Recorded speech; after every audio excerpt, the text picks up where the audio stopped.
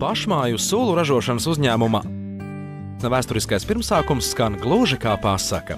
Reiz sensenos laikos Gundegas vecvectēvs pārnāca no kara, tad cārs tam piešķīris 30 hektāru lielu zemes gabalu – dzērveņu purvu.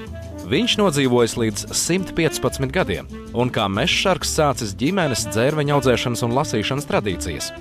Viņa meita, Gundegas vecmāma, iesāktās tradīcijas turpināja.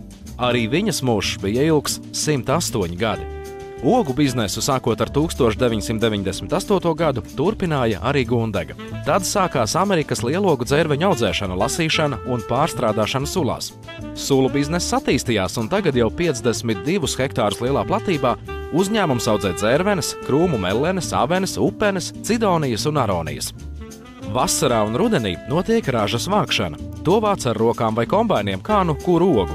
Tās visas nonāk netālu esošajā uzņēmuma pārstrādes cehā. Odzeņas pārlasa, tīra, mazgā un tad ievieto tā sauktajā šoka kamerā, kurā ir -36 grādu augstums.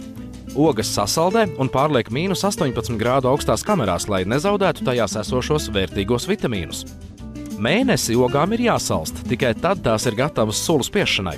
Protams, pirms tam tās atsaldē. Sulu izspiež ar augstās spiešanas presi. Tajā ogas savietotas noteiktās porcijās, kas ietītas marlēs.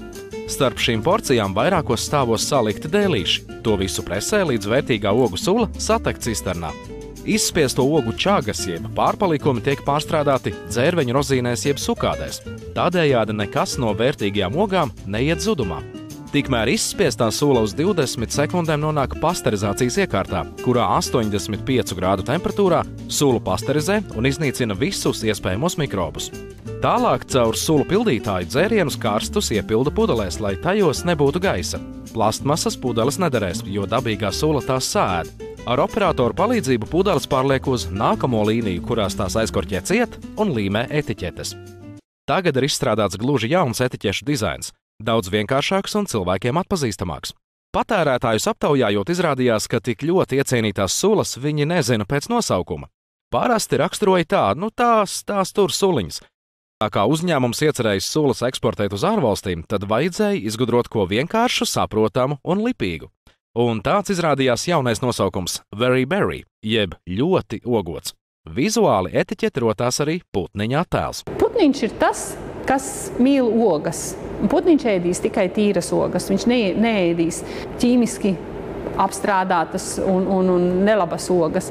Tāpēc mēs nonācām pie tā, ka mūsu zīmols varētu būt putniņš.